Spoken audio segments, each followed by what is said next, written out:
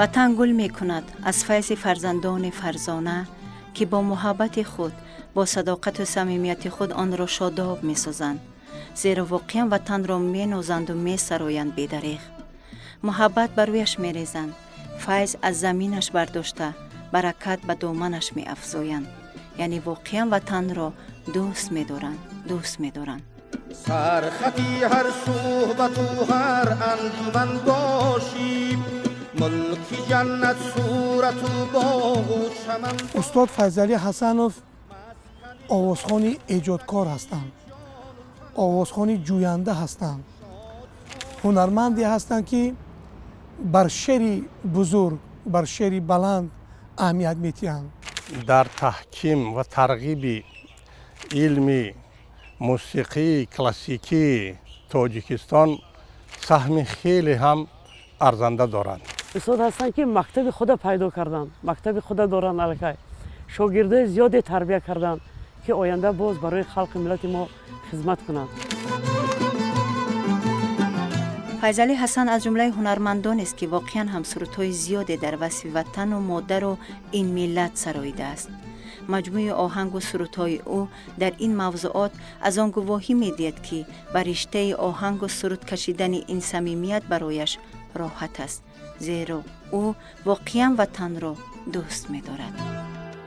سرخطی هر صحبت و هر انجمن باشیم، ملک جنت صورت و باغ و چمن باشی، مسکن آسودگی جان و تن باشی، شاد سادی قلبها یک غم شکن باشی، تاجیکستان کشوری هستی من باشی، بر تو دارم مهری بی آخر وطن باشی، تاجیکستان کشوری هستی من باشی، بر تو دارم مهری بی آخر وطن باشی.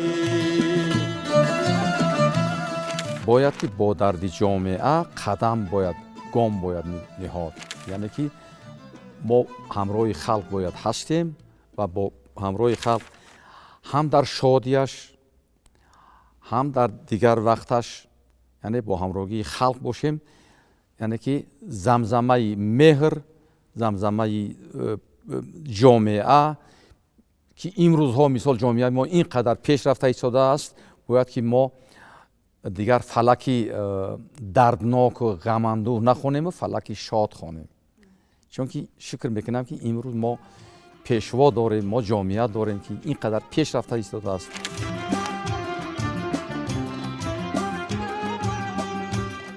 فیضعلی حسن 19 ایونی سال 1948 در ناحیه شوراباد حاضر ناحیه شمس‌الدین شاهین به دنیا آمده است. مهر سرود خواندن را باشد به دلش پدرش جا کرده است. اشتراک در چاره‌بینی‌های زیاد و گوناگون برایش امکان داد تا هنرش صیقل یابد. در یکی از چنین چاره‌بینی‌ها تقدیر برایش مهربانی کرد و برآمدش به دل و دیده حافظ خلقی تاجیکستان استاد آدینه هاشم افتاد و دعوتش کرد تا هر زمانی که می‌خواهد می‌تواند به خانه مدنیت ناحیه مسکو بیاید. محض همین رابطه بود که مهر صنعت باز هم در دل فیضعلی ژرف‌تر جا گرفت. فلک راغی را هر کس سراییده نمیتواند، هر کس هم اجرا کرده نمیتواند. فلک راغی را تنها توانست استاد آدینه هاشم آورده به ما رساند و بعد از استاد آدینه هاشم بعد عنعنه شد، آمده رسیده به اپای گلچهره، به اکای دولتمند، امروز به ما، به دیگر و به شاگردایی که امروز سبک فلک راغی را هم در دانشگاه کنسرواتوری ملی، هم در دانشگاه فرهنگ و صنعت و در کالج ها، یعنی که مخصوصا سبک فلک راغی را استادان می آموزند. هر کی پند رهبرش را خوب دانست و شنید، یک زمان بر خویش یا بر دیگر رهبر شود. واقعا هم همین پند رهبر بودند که امروز استاد فیضعلی حسن به زینه‌های بلند رسیدند. پیش از همه وقتی بلند استاد فیضعلی حسن از آن عبارت است که از مکتب بزرگی موسیقی استاد شادروان حافظ خلقی تاجیکستان آدینه هاشم سرچشمه گرفتند و توانستند با راهبری و هدایت های این مطرب، این شخص ناتکرار زمان ما به قله های بلند هنر ملی رسیده باشند. در آن دلی شب چنان فرو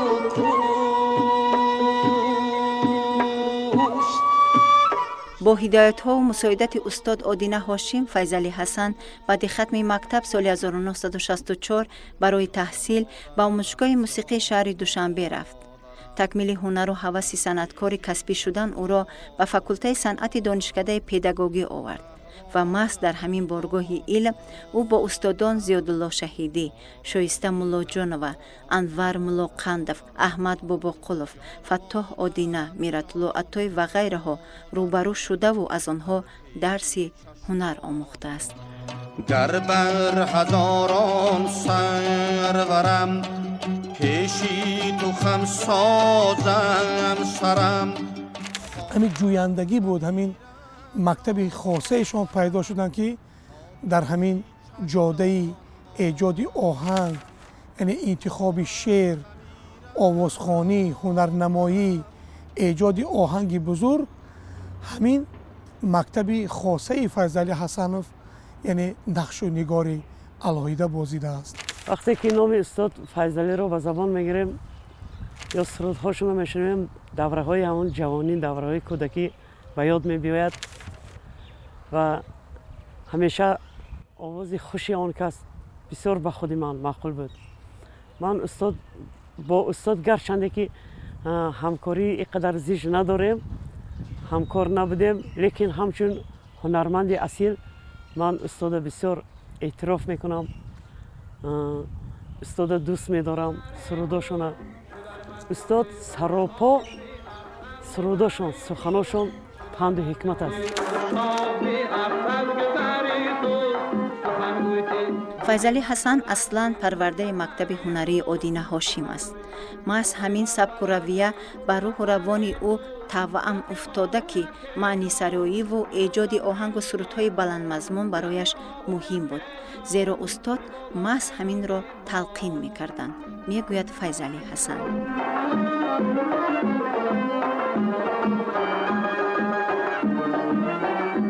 تا توانی خویش را از شیفل طبعان دور ساز، آب اگر با خاک همراهی کند گیل می شود. می گفت که در انتخاب متن یکی سهلنگاری نکنین، چیزی خوب جدا کنین، چیزی که به درد مردم، به درد جامعه خورده تواند. و من از استاد بسیار چیزا را آموختم، هم سبک فلک سرایی را، هم سبک انتخاب متن و شعر و غزل و رباعی و قطعه و دیگر، هم شکل جور ساختن متن را با آهنگ. همیشه تلاش می‌ورزیدند که راه خود را، مطلب خود را، اسلوب خود را کشف نمایند و آن را صیقل دهند و با یک رباعی خیلی زیبا آن گل نپرستیم که آن بخار است، آن لقمه نخواهیم که آن تیار است، آن ره نشناسیم که آسان طی شد، آن حرف نگوییم که بس تکرار است.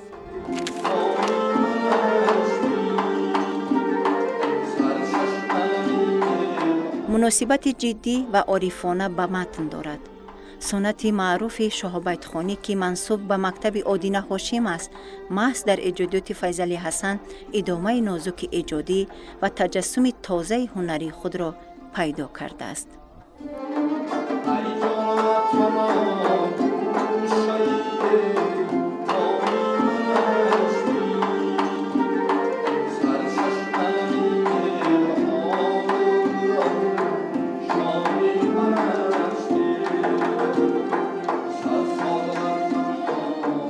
ростига ман устод Файзали Ҳасановро аз хурдиам мешиносам. давоми 45 сол аст ки ман устодро мешиносам. ҳамун овозе садое ки ман дар хурдиам шинавида будам аз устод 45 сол пеш мо медонистем ҳамин садо буд. ҳозирам ки гӯш мекунем ҳамун садои устод Файзали Ҳасанов дар гӯши мо садо метиҳад.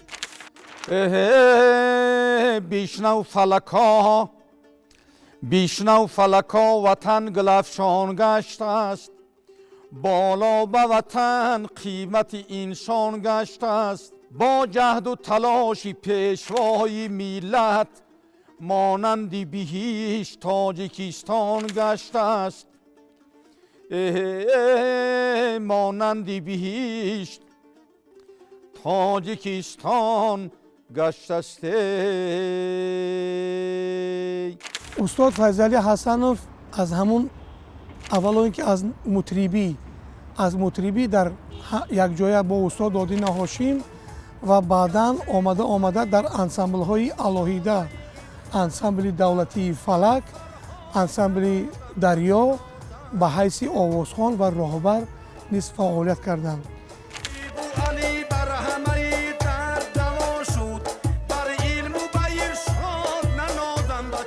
فیضلی حسن مؤلف آهنگ‌های زیاد نیز هست.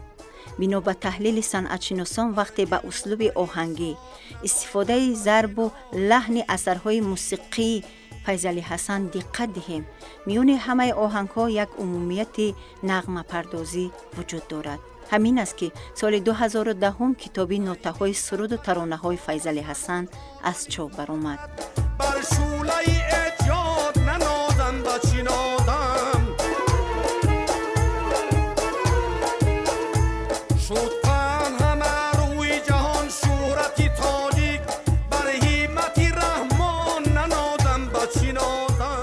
در بین همه آوازخوان‌ها، در بین همه هنرمندان، در بین حتی کمپوزیتوران از همه زیاد استاد فیضلی حسنов در ژانر یعنی سرود، ژانر والس یعنی بسیارتر ایجاد نمودند نظر به دیگرها.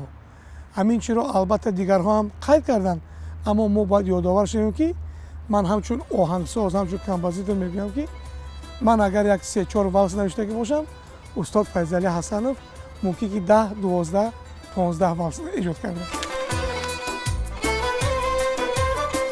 با وارد شدن غزل به ژانر فلک از جانب آدینه هاشم، شاگردان او نیز این رویه را ادامه دادند. موضوعهای فلسفی و اجتماعی و اخلاقی باشد، به اختیار شنونده ذکی را به خود میکشد، بیدار میکند و تربیت نیز میسازد. آرامی و سرجمعی میلت شرفی ماست، آبادی و آزادی دولت شرفی ماست.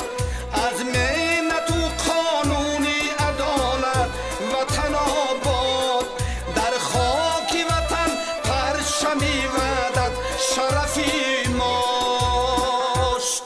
وحدت عجب کبیری جان بخش و بنظیری، با پرچمی بلندت باید جهان بگیری، با پرچمی بلندت باید جهان بگیری. شعبایت دیگه هست میگه که هر کس که در این جهان سخن فهم نشید حیوان صفت هست، گرد جهان میگردد.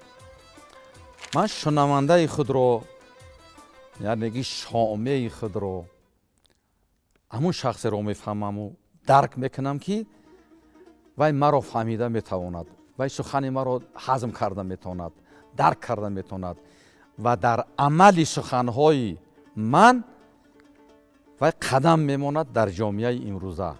ما باید متنی رو انتخاب کنیم که مردم رو با زندگی دعوت کنیم، با آینده سازی، با جامعه سازی آینده دعوت کنیم. انا همیشه شنونده در کار موده که همراه ما یعنی که قرصک زند. استاد فیضلی حسن چی؟ وجودشان سرود است، سخن است، آهنگ است.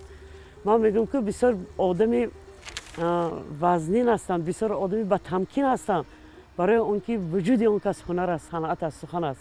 باید که ما شنونده رو تربیت کرده توانیم، دعوت کرده توانیم، چون که ما تربیتگر هستیم. همین وقتی که ما ба шихани худ мардумро ба ин кору ба он кор даъват мекунем. ин ҳаст маънои тарбият кардан.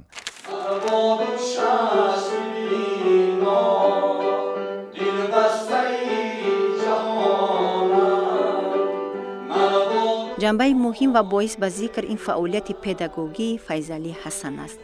ҳамчун омӯзгор ва ҳамчун меросбари мактаби Одина Ҳошим худро масъул медонад то шогирдони зиёдеро дар ин самт тарбия намояд. ҳамчун устод ҷиддӣ ва серталаб аст.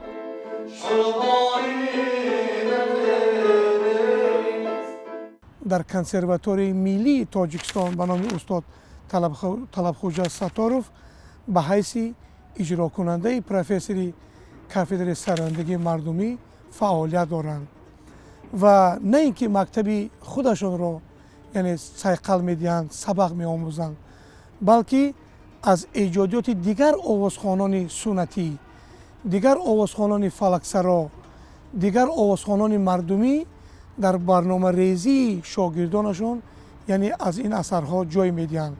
устод Файзалӣ Ҳасанов муддати 5 сол маро дар консерваторияи ҷумҳурии Тоҷикистон дарс гуфтанд. ман аз устод бисёр чизо омӯхтам, тарзи суруд хондан, тарзи шеъру дарс гузаштан ва ман аз устод бисёр чизоро омӯхтам. устод яке аз шахсоне ҳастад ки бисёр сухана хуб медонанд. ман вақте консерватория дохил шудам, ман худам гуфта будам шахсан ки ман мехоҳам ки шогирди устод Файзалӣ Ҳасанов бошам. дар ҷои худ шогирд тайёр кунем. ба ҷомеа яъне ки тавониста бошем ки ҳадя кунем ки ана ин шогирдои мо дар сабки фалаксароӣ метавонанд ки идомадиҳандаи яъне ки устодон бошанд. ва шукрона мекунем ки имрӯзо дар худи филармонияи давлатии Тоҷикистон, дар ансамблҳои фалак, дар ансамблҳое ки дар ноҳияҳову шаҳрҳои ҷумҳурӣ кору фаъолият доранд, кулли шогирдои мо кору фаъолият карда истодаанд. навохта тавонистани асбобҳои мусиқиро шарт ва зарур медонад, махсусан дар жанри мусиқии анъанавӣ.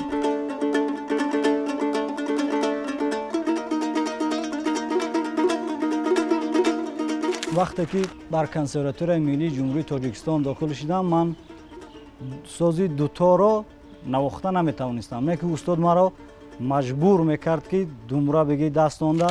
ман навохтани сози думраро аз устод ёд гирифтам. устод ягон шогирдро намедод ки агар ки навохта наметавонист, ӯро аз дарс ё пеш мекард, маҷбур мекард ки сози думраро ёд бигирем ва тарзи думра сурудҳои халқӣ бихонем. иҷрокунандаи ин ё он сабку услуби мусиқӣ агар аз навохтани асбоби мусиқӣ бохабар набошад, ин яъне ки ба фоидаи кор нест. ман ҳамин хеле ҳисоб мекунам. бинед ки дар куҷое ки як сарояндае ки бисёр маҳбубияти хуб пайдо кардааст дар байни халқ, хуб он ҳам менавозад, ҳам дар баробари навохтан ҳам месарояд ва ҳам худаш оҳанг эҷод мекунад ва ба кулли ҳамин мусиқиҳо хуб ва яъне ки мардумро қонеъ карда метавонад. Файзалӣ Ҳасан як шахси воқеан шакаргуфтор аст. дар баробари он ки шеъри зиёд медонаду бо байтҳои баланд ҳамсӯҳбатро мутаваҷҷеҳ месозад, ҳазду шӯхиву ишораҳои намакинаш низ касро хушҳол месозад. ҳамин аст ки баъзе воқеаҳои ҳаёташ ба қиссаҳои шӯхиомез табдил ёфтаву миёни мардум машҳур низ гаштаанд ва ё баъзан дар ҳаққаш низ чунин шӯхиҳо низ мекунанду ба ӯ рабт медиҳанд. одами сода, ҳамин одаме ки сода бошад, ҳамин одами содара худо ҳам дӯст медорад. яъне одами сода дилаш соф аст, дилаш беғаш аст. хуб ҳамин чизе ки мардум гӯяд бовар мекунад. не устод ҳеҷ вақт сода набудан, сода нестанд. устод чӣ бигӯм, ҳамин чизоро нағз мебинад. қиссҳое ки дар бораш мегӯян чӣ мегӯянд, ира бисёр дӯст медорад, чунки ҳунарманд аст. бисёри ҳамун латифаҳо ва ҳамун шӯхиҳо ва ҳазлҳое ки дар бораи ман мардум яъне ки мегӯянд ки ҳамин фалон одам кард, ман мумкин ки аз ҳамин содагии худ бошад ки ҳаминро ба худ қабул кардам ва мегӯм ки дар ҳақиқат ҳамин корро ман кардам, не ки дар асл ман накардам, лекин ҳаминро ман қабул дорам. ва барои ба ӯ хотире ки як лаҳзаам ки бошад ҳамин мухлисони ман, ҳамин халқи бузурги ман як лаҳзаам ки бошад, ҳамин як ханда, як табассум кунад, ин барои ман ифтихор аст. як рӯз мо дар назди опера балет ҷамъ шудему, бояд ки ба чӣ мерафтем, ана райони 5 сарҳад кушодашавӣ чӣ буд. баъд аз мо устод қурбонали раҳмонову гурӯҳи мо буду, баъд устод файзали ҳасановам бояд ки якҷоя мерафтем. омода истод ҳамунҷода, баъд гуфтем ки устод чӣ хел мекунем, якҷоя мерем ки ҷудо ҷудо мерем ба ҳамун сарҳад. хай гуфт ман мошини худам қатӣ меравам, шумо мошини худтон қатӣ чақчақада меравем. як дар куҷое ки мара савол метан, ман посух метим ки хай ҳамин кора ман дар ҳақиқат воқеан ҳодисаи воқеае ман кора кардам. ҳамун чӣ хеле ки ана ҳамун ду халтагандаме ки ба дасти худам дар дыздо бор кардам, худаш бурдам, ҳаминам як воқеаи ҳаётӣ шидагия. ира дар ҳақиқат ман худам ба дастам ҳамин шаб омадам ки дар назди ҳамун дарвозаи ман ду халтагандум мондагия, ду баша дар ҳамун назди халтҳои гандум шиштагӣ. мафтам башаҳои соати як шаб охир дар ин бевақтӣ чӣ кор мекунед дар назди хонаи ман? ака ҳамин мо рафтем осиёб, барқ набуд. хаматон ки моро набошад роҳ тие ки мо хонамо гузарем. баъд гуфтанд ки акаи Файзалӣ моро ёрдам намекунӣ. мо гуфтам халтҳои гандума дар пӯшу бор кам ва ё рафтанд медорам ки гандумҳои худма бор кардам. инам тари воқеаҳои ҳаётӣ бисёр шидагие.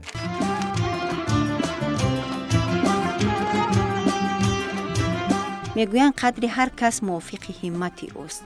ҳиммати Файзали Ҳасан меҳнати беминнати ӯст ба ватан, ба миллат, дар мисоли оҳангу сурудҳои нотакрор, дар мисоли шогирдони баландмартабаву овозадор, дар миёни мухлисону ҳаводорони бешумор. مژده مرغی چمن، مژده مرغی چمن، فصلی بهار آمد باد، بهار آمد باد، موسمی می زدن و بوسو کنار آمد باد، کنار آمد باد، موسمی می زدن و بوسو کنار آمد باد، کنار آمد باد. در کوله آواز تو آوازه کشال است، آوازه آواز تو همبال شمال است. گویند هنر چیست؟ هنرمند چیسان است؟ آوازه آواز تو پاسخی سوال است. زردی از روی چمن باز خراب است و بیرفت، گلبن از پرتوی خورشید به بار آمد باد، گلبن از پرتوی خورشید به بار آمد باد. مژده مرغی چمن، مژده مرغی چمن، فصلی بهار آمد باد، بهار آمد باد.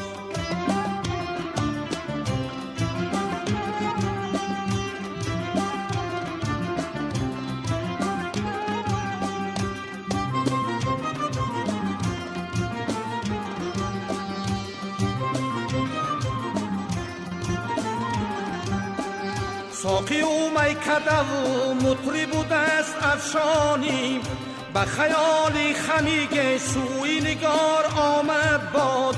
گر گذشتی بدری میکده با شیخ بیگو، پی تسلیمی تو آن لاله و زار آمد باد.